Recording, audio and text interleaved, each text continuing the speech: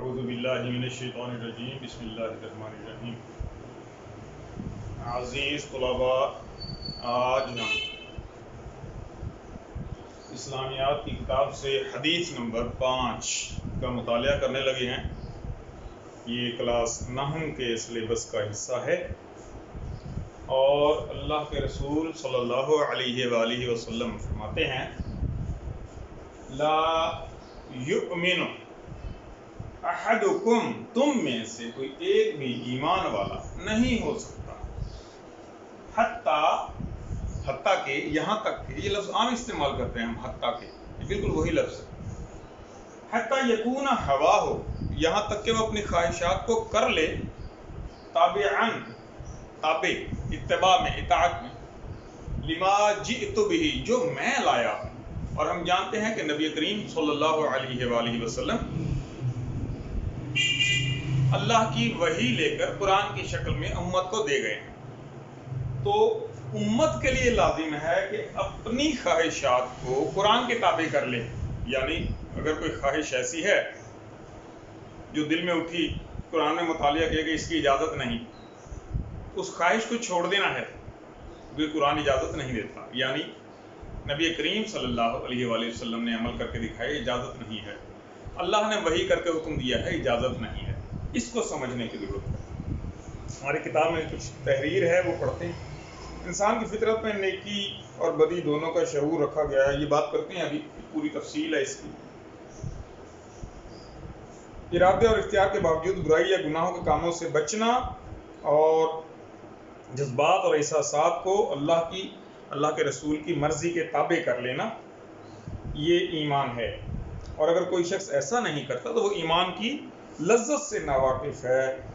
حدیث مبارکہ میں اطاعت رسول صلی اللہ علیہ وآلہ وسلم کا پیغام ہے کہ جس نے، جیسے کہ ہم جانتے ہیں، وہ ابھی ہم پڑھیں گے، من یطع الرسول فقد اطاع اللہ، سورہ نساء میں 80 نمبر آیت میں یہ آیا ہے کہ جس نے رسول صلی اللہ علیہ وآلہ وسلم کی اطاعت کی، پس بے شک اس نے اللہ کی اطاعت کی۔ اللہ کی اطاعت کیسے ممکن ہے؟ اللہ نے اپنی وحی نبی کریم صلی اللہ علیہ وآلہ وسلم پر نازل فرما دی، اور حضور نبی کریم صلی اللہ علیہ وآلہ وسلم نے مکمل عمل کر کے دکھا دیا۔ اب ہمارے پاس کوئی شک و شبے کی گنجائش نہیں ہے، ہمیں اپنے اعمال کو اللہ اور اس کے رسول کی اتباع میں لے کے آنا ہے، ان کے پیچھے پیچھے چلنا ہے، ان سے آگے نہیں چل سکتے، ان کے حکم کو چھوڑ نہیں سکتے۔ ہم یہ تمام جو اہم باتیں ہیں کہ کیا ان کا حکم چھوڑا جا سکتا ہے یا نہیں، یہ بھی پڑھتے ہیں۔ یہ میں نے کچھ کوٹیشن ساتھ ساتھ لکھی ہیں، جیسے کہ پہلی کوٹیشن ہے من یطع الرسول، جس نے اطاعت کی رسول صلی اللہ علیہ وآلہ وسلم کی، فقد اطاع اللہ، بس گویا اس نے بے شک و شبہ اللہ کی اطاعت کر لی۔ یعنی اللہ کی اطاعت درکار ہے، جیسے کہ اطیعوا اللہ واطیعوا الرسول کا حکم ہے، تو رسول اللہ صلی اللہ علیہ وآلہ وسلم کی اطاعت کی جائے گی۔ اچھا جی، یہ جو وحی آئی ہے قرآن میں، کیا اس کی اتھینٹسٹی میں کوئی شک ہے؟ دیکھیے اللہ تعالیٰ خود قرآن میں اس کی تصدیق کر رہے ہیں، اس کی اتھینٹسٹی میں کوئی شک و شبے کی گنجائش نہیں۔ کیوں؟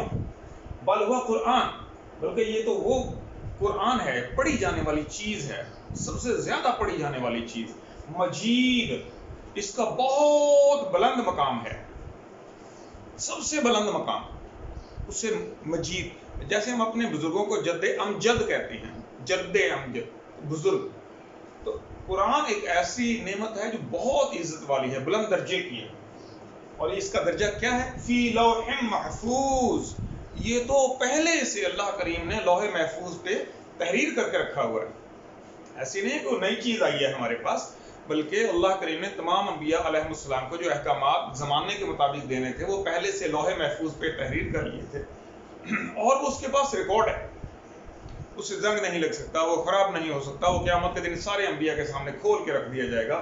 اسی طرح قرآن کریم بھی تمام دنیا کے سامنے حشر کے دن کھول کے رکھ دیا جائے گا، کسی کے پاس کوئی جواب نہیں بچے گا۔ تو اللہ فرماتا ہے یہ سب سے زیادہ بلند درجے والی وحی ہے، اس کا تم انکار کر ہی نہیں سکتے، اگر کرتے ہو تو تمہاری اپنی غلطی شمار ہوگی۔ یہ سورہ بروج میں 21 نمبر آیت میں اللہ نے تحریر کیا ہے، آپ بے شک قرآن کھول کے اس میں سے یہ دوبارہ دیکھ سکتے ہیں۔ اچھا دیکھیے سورہ حشر میں آیت نمبر 7 کے اندر اللہ کیا فرماتا ہے؟ اللہ تعالیٰ فرماتے ہیں وما آتاکم الرسول، اور تمہیں رسول جو کچھ دے دیں، یعنی کہ یہ کام کر لو، اجازت دے دیں، فخذوہ، پس وہ لے لو، وما نہاکم، اور جس سے رسول روک دے، چوری نہیں کرنی، ڈاکہ نہیں ڈالنا، زنا نہیں کرنا، دوسروں کا مال نہیں چھین کے کھانا، انسانی جان کو قتل نہیں کرنا، منع فرما دیا، وما نہاکم، اور جس سے تمہیں روک دیا جائے، فانتہوا، بس اس سے بالکل رک جاؤ، یعنی یہ ہے اطاعت اللہ اور اطاعت رسول، کہ جہاں اللہ کے رسول حکم دے دیں یہ کر لو، اس کی اجازت ہے، جیسے حکم دیا صلاۃ قائم کرو، زکوٰۃ ادا کرو، روزے رکھو، حج ادا کرو، تو وہ کرنے کا کام ہے، فرض ہو گیا، اور جہاں جہاں روک دیا کہ چوری نہیں، ڈاکہ نہیں، یہ چیزیں منع کر دیں، تو وہاں پر ہمیں رکنا ہے، یہ اطاعت رسول ہے۔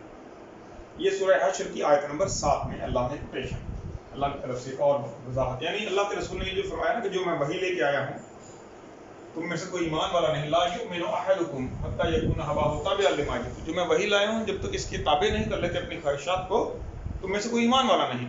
تو اصل میں یہ وضاحت ہے ان آیات کی جو اللہ نے مختلف جگہوں پر قرآن کریم میں عطا فرمائی ہے۔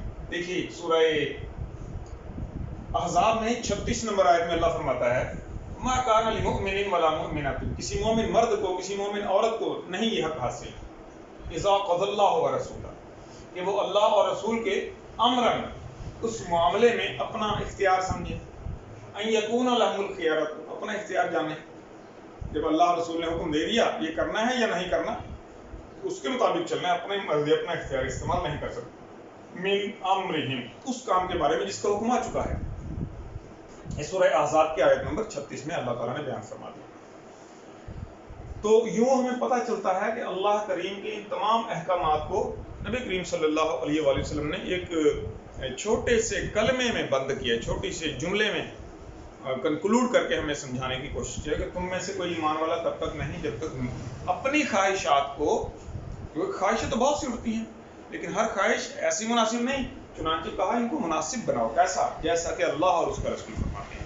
اور جب آپ اپنی خواہشات کو مناسب کر لیتے ہیں جس سے دوسروں کو تکلیف نہ ہو، نقصان نہ ہو، دوسروں کا حق نہ مارا جائے، تو یہ اطاعت رسول اللہ کو بے حد پسند ہے، کیونکہ اطاعت رسول ہی اصل میں اطاعت الہی ہے۔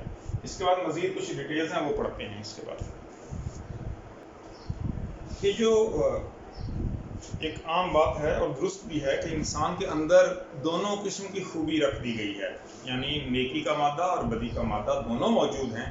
اس کو انسان اپنے ذہن سے کسی حد تک تو تھوڑا بہت جان سکتا ہے، اس کو مکمل تفصیلاً اگر سمجھنا ہو تو ہمیں اللہ کریم سے ہی سیکھنا پڑتا ہے، یعنی اللہ نے جو وحی عطا فرمائی۔ اور اللہ فرماتا ہے سورہ شمس میں آیت نمبر 8، 9 اور 10 کے اندر وَنَفْسٍ وَمَا سَوَّاهَا، اور ہم نے اس انسان کے نفس کو تخلیق کیا ہے، اور تخلیق کرنے کے بعد اس میں سے فالتو کی چیزیں نکال کر الگ کر دی۔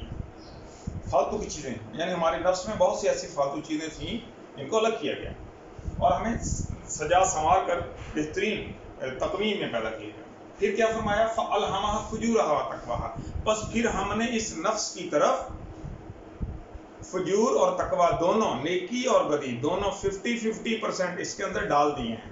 یعنی جب بچہ، انسان کا بچہ دنیا میں پیدا ہوتا ہے تو اپنے ساتھ یہ دونوں خوبیاں مکمل 50-50% لے کر آتا ہے، اور جو ان خوبیوں میں سے یا خرابیوں میں سے، فجورہ خامیوں میں سے جس کو اپناتا ہے اس کا رزلٹ آگے دیا ہے، قد افلح من زکاہا، پس جس نے اپنی تقوی والی خوبی اچھی کر لی وہ فلاح پا گیا، زکاہا وہ کامیاب ہو گیا، اس نے تزکیہ کر لیا، پاکیزگی اختیار کر لی، نفس کی پاکیزگی۔ فقد خواب، اور جو اس فجور کے چکر میں پڑ گیا، یعنی وہ جو 50% بدی تھی اسی کو بڑھاتا گیا، پہلے میں بتا دیا جس نے اپنی 50% نیکی کو بڑھا کر 80-90% کر لیا پاس ہو گیا۔ فقد خواب من دساہا، لیکن جس نے اپنی برائی کو بڑھا لیا اور نیکی کی طرف نہیں پلٹا، تقوی کی طرف نہیں پلٹا، تو اس نے اپنا ہی نقصان کیا۔ تو اصل میں ایمان والا جو اللہ کے رسول نے فرمایا تھا وہ یہی تھا، تاکہ تم تقوی والے بن جاؤ، تزکیے والے بن جاؤ۔ اور ایک چھوٹی سی جملے کی وضاحت بے حد ضروری ہے کہ جی ہم اکثر اپنے کوٹیشنز میں قرآن کو کیوں پیش کرتے ہیں۔ قرآن میں سورۃ الاسراء اس کی 42 نمبر آیت میں اللہ فرماتا ہے وَلَقَدْ صَرَّفْنَا فِي هَذَا الْقُرْآنِ لِيَذَّكَّرُوا، اس کا ترجمہ بیشک قرآن سے دیکھ لیجیے، آیت نمبر 42 ہے اسرا کی، یعنی یہ 15واں سپارہ شروع ہوتا ہے. اور بے شک ہم نے اس قرآن میں صرفنا بار بار دہرایا ہے ان باتوں کو، یذکروا، اس لیے تاکہ تم اس سے نصیحت پکڑ سکو. اس کا مطلب ہے جو بار بار قرآن میں آیات آتی ہیں وہ اصل میں اسی بات کو دہرانے کے لیے ہوتی ہے کہ کون سی بات اچھی طرح سمجھ میں ہے، کسی اور انداز میں، کسی اور قوم کا حوالہ دے کر، کسی اور نبی کے حوالے سے بات پیش کر دی جاتی ہے. اور اسی وضاحت کو سورہ کاف میں بھی اللہ نے بیان کیا ہے.